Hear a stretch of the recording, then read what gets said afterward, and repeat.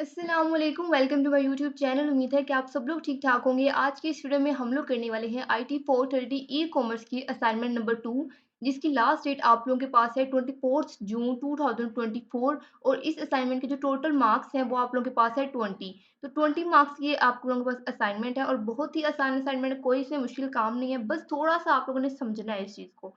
इधर मैं एक पॉइंट आपको और क्लियर करती जाऊँ, आप लोगों ने चैट जीपीटी के थ्रू बिल्कुल भी असाइनमेंट सॉल्व नहीं करनी। आप खुद बेशक जाके चेक कर लीजिएगा, आप जितनी बार उसे रिफ्रेश करेंगे आपका आंसर हर बार चेंज आएगा।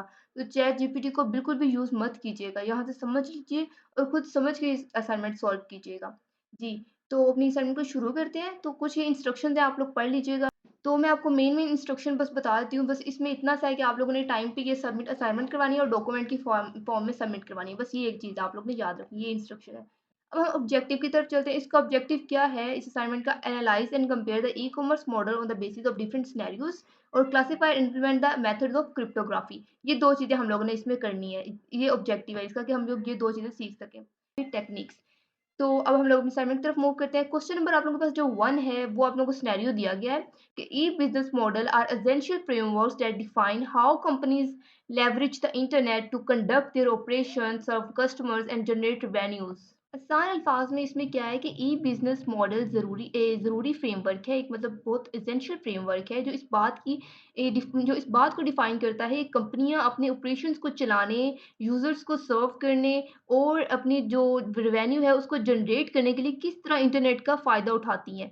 They vary based on the nature of transaction, the parties involved, and the strategies employed to reach target market. The following table presents different scenarios that depict various e-business model in action. Give the scenario in table 1 below. Identify which e-commerce model each scenario represents.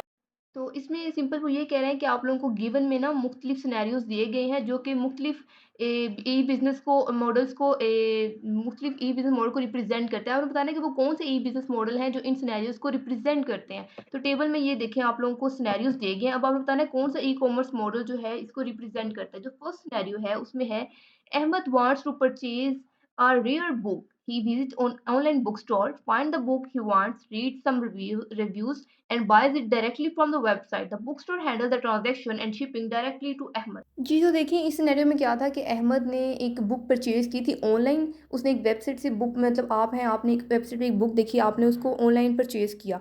तो आप as a consumer उसको purchase कर रहे हैं एक website से। इस एक बिज़नेस है उनका अपना, वेबसाइट वालों का। उन्होंने डायरेक्ट आपने उनसे डायरेक्ट बुक आप लोगों ने परचेज़ की। उन्होंने डायरेक्ट आपको सेंड की, आपसे पैसे मतलब वगैरह ले लिए और डायरेक्ट आपको ही उन्होंने अहमद को आपको ही डायरेक्ट उन्होंने वो चीज़ सेंड कर दी। तो ये क्या हो गया? ये बिज़नेस टू कंज़्यूमर के डायरेक्ट बिज़नेसमैन ने डायरेक्ट आपको चीज़ भेजी, आपसे डायरेक्ट पैसे लिए और डायरेक्ट आपके पते पे आपको सेंड कर दी। तो ये एक ऑनलाइन बिज़नेस हो गया। तो ये कौन-सा ई-कॉमर्स मॉडल है? ये बिज़नेस टू कंज़्यूमर मॉडल है। नहीं, सिर्फ़ आप लोगों ने नाम बताना है, ये मैंने सिर्फ़ आपको समझाने के लिए साथ एक्सप्लेनेशन दी है। तो इधर जो मॉडल यूज़ हुआ है वो है बिज़नेस टू कंज़्यूमर, B2C। इसकी एक्सप्लेनेशन क्या है कि Ahmed is a consumer purchasing directly from online book store. कि जो अहमद है ये कंज़्यूमर है। तो ये डायरेक्टली जो है बुक स्टोर से, ऑनलाइन बुक स्टोर से एक बुक परचेज़ कर रहा है। Which is a business. This is a typical B2C transaction where business sell product or services directly to end customer। कि ये वो बिजनेस ई कॉमर्स मॉडल है जहाँ पे जो सर्विस है या कोई प्रोडक्ट है वो डायरेक्टली एंड कंज्यूमर तक डायरेक्टली सेल की जाती है। तो इसमें कौन सा हमारे पास ई कॉमर्स मॉडल यूज हुआ है? वो है बिजनेस टू कंज्यूमर। दूसरा सिनेरियो आप लोगों के पास क्या है? ABC corporation, a large manufacturer of automotive parts sources components from multiple suppliers online। They have established partnership with various suppliers who provide them with the necessary parts to maintain their production schedule। तो यहाँ पे जो हमारे पास e commerce model use हुआ है वो है business to business. इसकी एक्सप्लेनेशन आपके सामने है कि ABC corporation is a business purchasing component from other business supplier. This is a B2B transaction with business trade with each other. तो इसी तरह नीचे भी और सिनेरियोज दिए गए हैं, आप लोग खुद रीड कर लीजिएगा। इनके सामने मैंने आंसर भी लिख दिया है और एक्सप्लेनेशन भी आप लोगों के सामने आपको डिफाइन कर दिया है। आप लोगों ने याद रखना है, आप लोगों ने सिर्फ बिजनेस टू गवर्नमेंट, आपने सिर्फ नेम लिखने हैं, आप लोगों ने एक्सप्लेनेशन नहीं देनी है, सिर्फ आपके समझाने के लिए मैंने लिखी है। इसी तरह नंबर 5 पे है Faiza, an independent artist create a profile on an online platform dedicated to handcraft goods. She upload image of his card piece along with detailed description. Customer are browse her portfolio and purchase her artwork directly through the platform।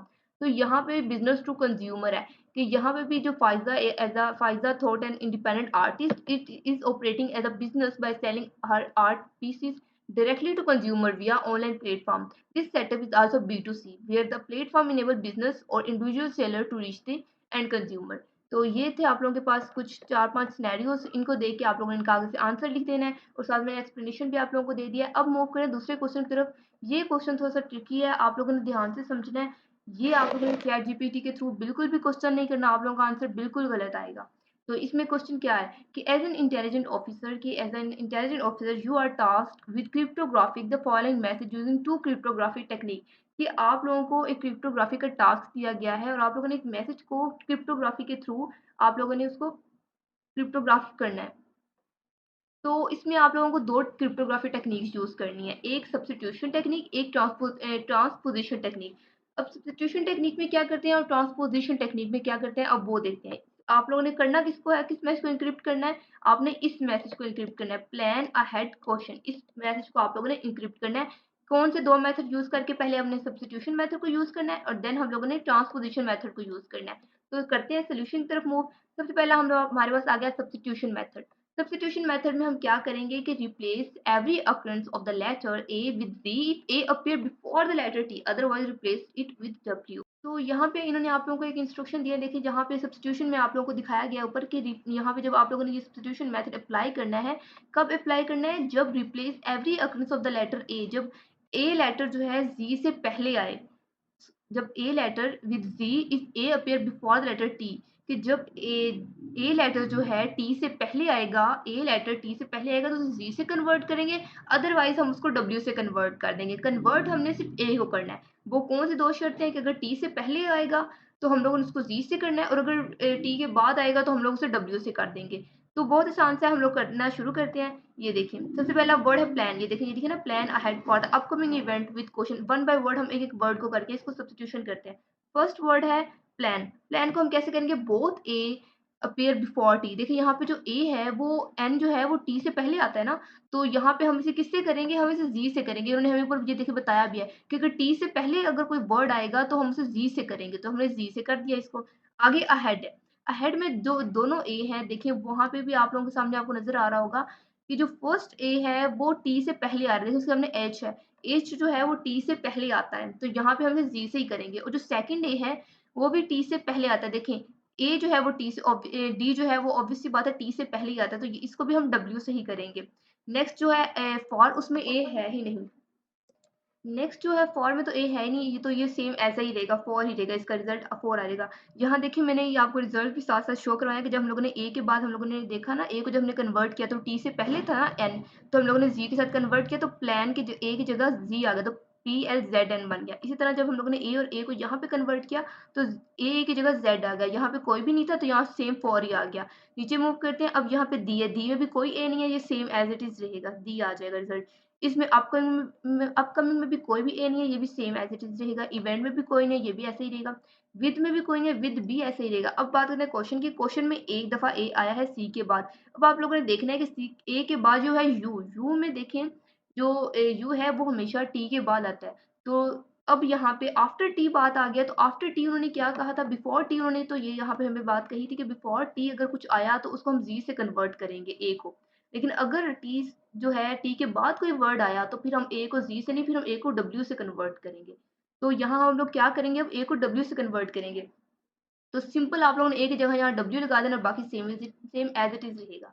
तो ये था आप लोगों का substitution. अब आप लोगों ने यहाँ पे लिखना है after substitution the message is, ये वाला आप लोगों ने लाइन कैसे लिखनी है, आप लोगों ने पहले वर्ड को देखना है, पहले वर्ड का रिजल्ट हमारे पास ये आया था, दूसरे वर्ड का ये आया था, तीसरे वर्ड का ये आया था। सबके वर्ड्स आप लोगों ने जो इनक्रिप्ट किए हैं उनको सेम एज इट इज ऐसे लिख देना है। देखिए हमारे फर्स्ट का ये रिजल्ट आया था, सेकंड का ये आया था, थर्ड फोर्थ फिफ्थ ये सेम थे हमारे एज इट इज, तो ये हम लोगों ने चेंज नहीं किया। फिर लास्ट वर्ड भी हमारा इनक्रिप्ट हुआ था। ये तो हमारा सब्स्टिट्यूशन हो गया। अब हम बात करेंगे ट्रांसपोजिशन की। सब्स्टिट्यूशन हो गया, यहाँ से ये क्रॉस करते हैं। अब हम बात करेंगे ट्रांसपोजिशन की। ट्रांसपोजिशन में हम लोग क्या करेंगे, यूज द ट्रांसपोजिशन टेक्निक। यहाँ देखिए आप लोगों को इधर इंस्ट्रक्शन भी दी गई है, ये देखिए ट्रांसपोजिशन हमने कब यूज करनी है, use the transposition technique with 4 multiply 10 table to increase the substitute message. इस तरह आप लोगों ने ये सब ट्रांसपोजिशन टेक्निक जो अप्लाई करनी है वो आप लोगों ने ओरिजिनल मैसेज पे नहीं करनी, आपने सब्स्टिट्यूशन मैसेज पे करनी है। मीन आप लोगों ने इस पे ट्रांसपोजिशन मेथड अप्लाई नहीं करना। आप लोगों ने जब इसको सब्स्टिट्यूशन किया था तो जो ये आंसर आया था ना, ये वाला सब्स्टिट्यूशन के बाद आफ्टर सब्स्टिट्यूशन, इसको आप लोगों ने इंक्रीमेंट करना है, इसको आप लोगों ने ट्रांसपोजिशन करना है इस मैसेज को। तो यहाँ आप लोगों ने ट्रांसपोजिशन कैसे करना है, use the transposition technique with a 4 multiply 10 table. 4 multiply 10 table की फॉर्म में आप लोगों ने इसको इनक्रिप्ट करना है। वो कैसे समझते हैं, ये देखिए। ये हम लोगों ने 4 मल्टीप्लाई 10, देखिए 4 रोज है, 1 2 ये तो नीचे टेबल मैंने आपको समझाने के लिए लगाया कि 10 रोज है, ये आप 10 सॉरी कॉलम है आप लोगों के सामने, और ये 4 रोज है। देखिए 1 2 3 4 रोज आ गई और ये 10 कॉलम। आप चाहें तो इस रो को आप लोग डिलीट कर सकते हैं, मैंने तो सिर्फ आपको समझाने के लिए ये वाली रो और ये वाली लास्ट वाली रो आप लोगों को समझाने के लिए ऐड की है, ठीक है।